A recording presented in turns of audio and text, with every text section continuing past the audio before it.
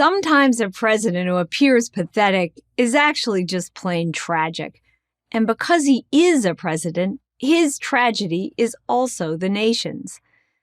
That was the case of Warren Harding, the 29th President of the United States. Harding was perhaps the most misunderstood and least appreciated of all America's chief executives.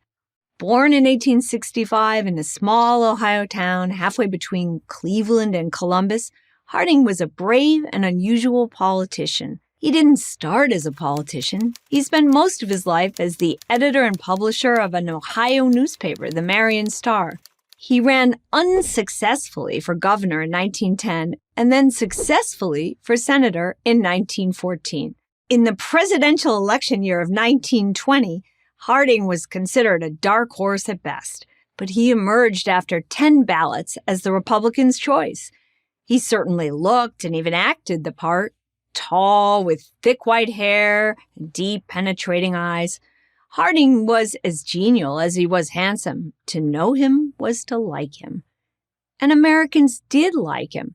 He won the 1920 election in a landslide, garnering an astonishing 60% of the popular vote. The country that Warren Harding and his running mate, Calvin Coolidge, inherited faced multiple crises. To win World War I, the government had taken over large sectors of the economy. But what works in war doesn't always work in peace. There was an inflation crisis. Prices for basic necessities like milk and butter rose at alarming rates. Prices that businesses paid for materials doubled. There was a tax crisis. Corporate taxes were so heavy that businesses couldn't expand.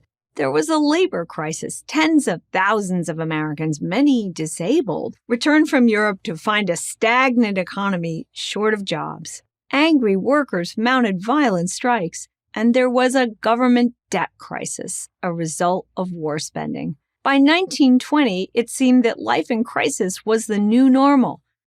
Absolutely not, said Harding. Harding vowed to end the war laws and rules, to let the country go back to the way things were before the war. He wanted common sense life, the kind that had enabled Henry Ford to start his auto business. America's present need, Harding said, is not heroics but healing, not nostrums but normalcy.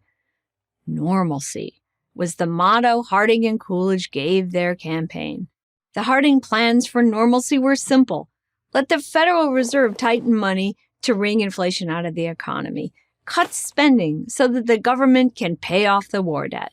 Cut tax rates to free business and encourage hiring. Block new entitlement payments, even to veterans.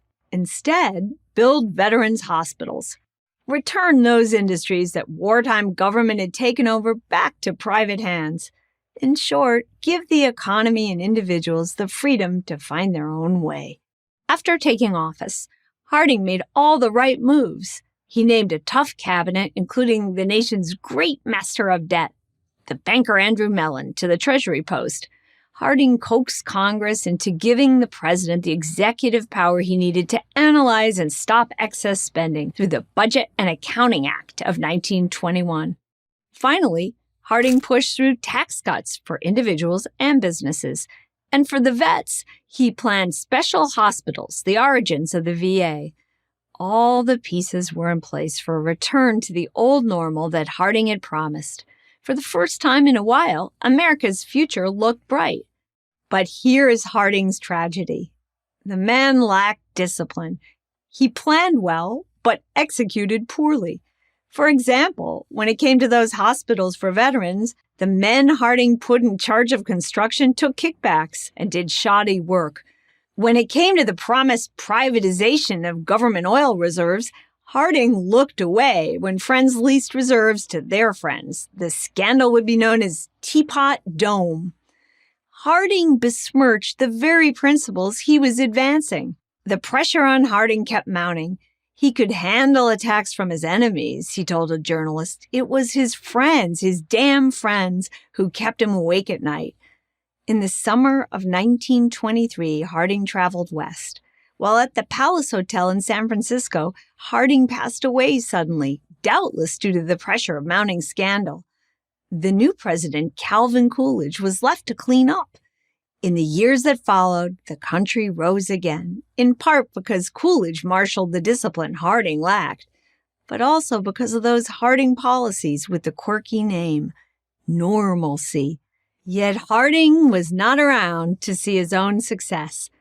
Over the decades, salacious stories about his scandals obscured his impressive achievements. That's Harding's real tragedy, and our own. I'm Amity Schlaze, chairman of the Coolidge Foundation for Prager University.